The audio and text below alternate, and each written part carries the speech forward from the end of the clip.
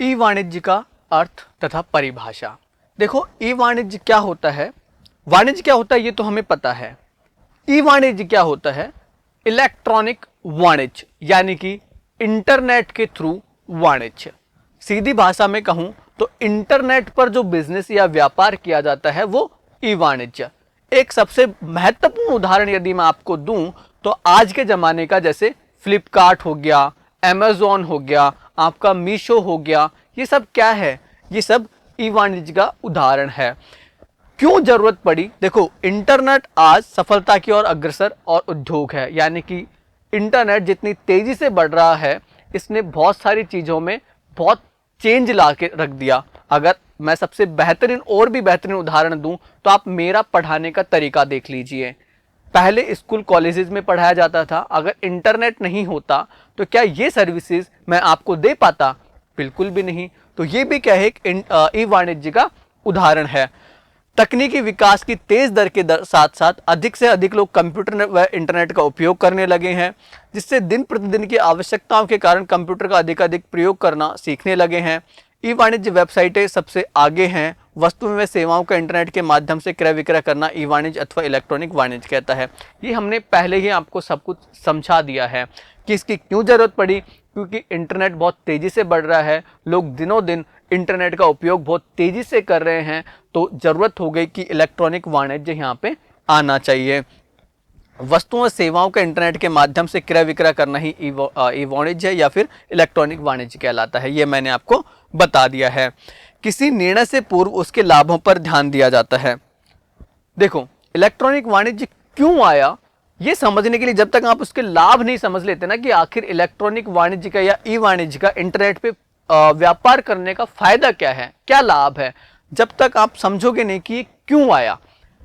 देखो, पहले जो परंपरागत व्यवसाय था और जो अभी का ई व्यवसाय है, ई वाणिज्य है, दोनों में क्या फर्क है अगर ये आपको मैं बताऊं। देखो, स्थापना, परंपरागत व्यवसाय को सेटअप करना यानी कि एक दुकान लगाना, एक फैक्ट्री लगाना काफी कठिन होता है, जबकि इलेक्ट्रॉनिक व्यवसाय में कुछ भी नहीं करना होता। एक कमरे में आप बैठिए, अपना कैमरा या फिर कंप्यूटर लीजिए, उस पर स्कैन कर करके अपना सामान डाल दीजिए और बेच दीजिए। ना आपको कोई स्टाफ की जरूरत है बहुत सारा जो आपका सामान वगैरह को हैंडल करे, ना परिवहन वगैरह बहुत कम लगता है। तो इसको स्थापना करना क्या है, बहुत आसान है।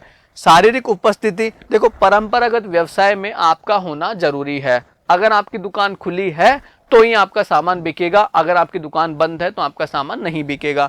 जबकि ई व्यवसाय में आप एक बार अपना कंप्यूटर पे अपना व्यवसाय के बारे में डाल दीजिए, सामान के बारे में डाल दीजिए, उसके बाद में यदि आप सो भी रहे होंगे तो रात को 9 बजे भी वहां पे ऑर्डर आ जाएगा। यही तो बात है ई व्यवसाय की। स्थापना लागत की मैं बात करूं, देखो दुकान होएगी, दुकानों में फर्नीचर, पंखा, एसी वगैरह कितनी सारी चीजें तो होती हैं, उसका जो खर्चा होता है काफी अधिक होता है। जबकि इलेक्ट्रॉनिक व्यवसाय में इतनी सारी चीजें हमको नहीं चाहिए क्योंकि कोई देखने वाला ही नहीं है, तो इसकी लागत कम होती है। प्रचालन लागत क्या होती है? व्यवसाय को करने की लागत, ठीक है। परंपरागत व्यवसाय में क्यों ज्यादा होती है? क्योंकि उस सामान को भेजने में, सामान को प्राप्त करने में, इन सब में काफी सारा पैसा खर्च होता है, जो कि इलेक्ट्रॉनिक व्यवसाय में नहीं होता। सौदे में लगने वाला समय, देखो जो परंपरागत व्यवसाय है उसमें कस्टमर आना, उसके साथ में डिस्कस करना, सामान को देखना, उनको समझाना, बताना। आपने एक साड़ी की दुकान पर अगर सुना हो, देखा हो, तो एक महिला कितने सारा समय साड़ी को देखने में, अगर उसको डिफरेंट डिफरेंट साड़ियां दिखेंगी, काफी टाइम ले लेती है। तो इसको सौदे में टाइम काफी अलग लगता है। जबकि इंटरनेट पे देखा, तुरंत क्लिक किया, ऑर्डर दिया और आपका ऑर्डर हुआ, तो वो समय कब लगता है? व्यक्तिगत संपर्क का अवसर, यानी कि आप व्यक्ति से फेस टू फेस मिलो, इसका ऑब्वियस बात है परंपरागत व्यवसाय में ज्यादा चांसेस होते हैं, जबकि ई व्यवसाय में आप लोगों से मिलते ही नहीं हो, कम तो नहीं बिल्कुल भी नहीं होता। व्यवसाय चक्र की लंबाई, व्यवसाय चक्र का क्या मतलब होता है कि आपका सामान खरीदने से लेके, आपने सामान खरीदा तो पैसा दिया होगा, सीधी सी बात है, जब उस सामान को आप बेच दोगे तो पैसा आएगा। यानी कि पैसा जाने से लेके पैसा आने का जो एक चक्र है ना पूरा, इसको हम बोलते हैं व्यवसायिक चक्र। परंपरागत व्यवसाय में ये चक्र काफी बड़ा हो सकता है, क्योंकि इसमें जो समय है, सौदे में जो टाइम लगता है वो काफ़ी ज़्यादा लगता है, जबकि ई व्यवसाय में ये इसके परस्पर काफ़ी कम है, क्योंकि आपके सामान को काफ़ी सारे लोग, देखो आपके एक बाजार में 50 लोग ही देखेंगे, तो उन 50 लोगों को बेचना थोड़ा सा मुश्किल होता है, लेकिन यहाँ पे 50,000 लोग देख रहे होते हैं तो सामान जल्दी बिक जाता है, इसलिए ये चक्र भी आपका जल्दी ही खत्म हो जाता है, जल्दी पैसा आपको वापस मिल जाता है।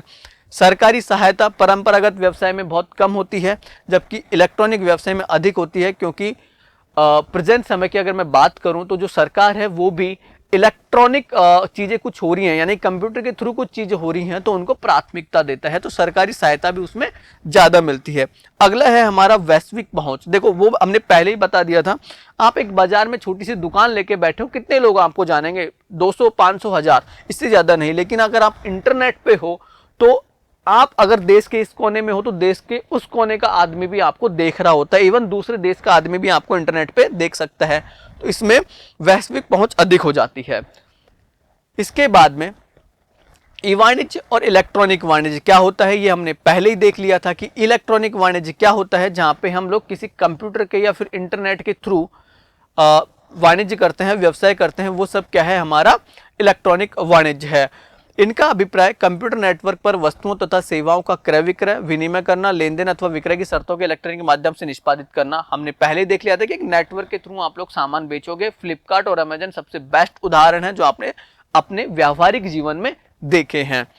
व्यवहार में ई वाणिज्य तथा ई व्यवसाय को प्राय समान अर्थों में प्रयुक्त किया जाता है, ये कोई अलग अलग नहीं है। ई वाणिज्य की ही फुल फॉर्म इलेक्ट्रॉनिक वाणिज्य है और इसी को हम लोग ई व्यवसाय भी कहते हैं, तो ये अलग अलग नहीं है। ऑनलाइन फुटकर विक्रय तो कभी कभी ई टेलिंग शब्द का भी प्रयोग किया जाता है। इलेक्ट्रॉनिक वाणिज्य क्या होता है, ये हमने पहले भी देख लिया। इलेक्ट्रॉनिक वाणिज्य मतलब ई वाणिज्य जो किसी इंटरनेट के द्वारा किया जाता है। इंटरनेट पर वाणिज्य की बड़ी सफलता के साथ वर्ल्ड वाइड वेब पर ऑनलाइन स्टोरों की खरीदी करना ई वाणिज्य कहता है। वर्ल्ड वाइड वेब कुछ नहीं है, ये सिर्फ इंटरनेट का एक्सेस है। ऑनलाइन फुटकर विक्रय हेतु कभी कभी ई टेलिंग शब्द का प्रयोग किया जाता है, जो हमने पहले ही देख लिया।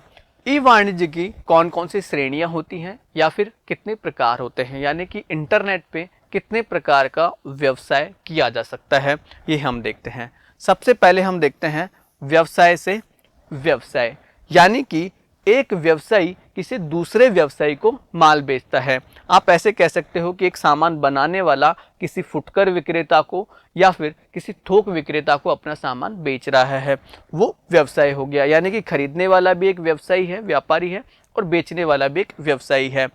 व्यवसाय से उपभोक्ता, देखो फ्लिपकार्ट और अमेजन या फिर मीशो, ये सब लोग क्या करते हैं, डायरेक्टली उपभोक्ता को सामान बेचते हैं, यानी कि जो खरीदने वाला होता है वो उस वस्तु को क्या करेगा, आगे नहीं बेचेगा, कंज्यूम करेगा। ठीक है।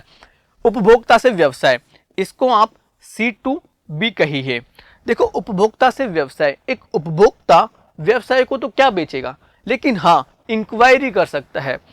आपने शायद सुना नहीं होगा, लेकिन जैसे इंश्योरेंस का हो गया, या फिर आप बहुत बार ऐसा होता है कि आप इंटरनेट पर कुछ डालो कि मुझे ये चाहिए और सामने वाला आपको सामान बेचेगा। यानी कि यहाँ पे जो शुरुआत करता है वो कौन करेगा, उपभोक्ता करेगा। वो बताएगा कि मुझे क्या चाहिए और सामने वाला उसको उस चीज की पूर्ति कराएगा। इसको आप कहिए C2C, यानी कि कस्टमर से कस्टमर। देखो इसका मतलब बिजनेस से बिजनेस, बिजनेस से कस्टमर, कस्टमर से बिजनेस, और फिर कस्टमर से कस्टमर, यानी कि एक उपभोक्ता ही दूसरे उपभोक्ता को सामान बेचे। कैसा पॉसिबल है? बिल्कुल। आपने OLX, क्विकर, इन सब का नाम तो सुना ही होगा। ये क्या करते हैं, जैसे मेरा कोई सामान है, पुराना हो गया, मुझे बेचना है, मैं कोई व्यापारी नहीं हूं, लेकिन मैं उस सामान को किसी भी दूसरे जरूरतमंद आदमी को बेच दूं, ये क्या है, हमारा उपभोक्ता से उपभोक्ता का इलेक्ट्रॉनिक वाणिज्य है। चलिए अब हम लोगों ने B2B, B2C, C2B और C2C, ये चार चीजें तो पढ़ ली। यही आगे दी हुई है कि व्यवसाय से व्यवसाय क्या है, कि एक कंपनी या फिर एक व्यापारी दूसरे व्यापारी या व्यवसायी को सामान बेचता है, वो क्या है, B2B है। B2C यानी कि एक व्यवसाय एक उपभोक्ता को कोई सामान बेचता है, वो B2C है। उसके बाद में उपभोक्ता से व्यवसाय, वो जैसे एक उपभोक्ता किसी बिजनेस को कोई सामान की रिक्वायरमेंट डाले, जरूरत डाले कि मुझे ये सामान चाहिए, आप बेच दीजिए, वो C2B है। उसके बाद में C2C यानी कि जिसमें कस्टमर यानी कि एक उपभोक्ता ही किसी दूसरे उपभोक्ता को कोई सामान बेचे, वो क्या है, C2C।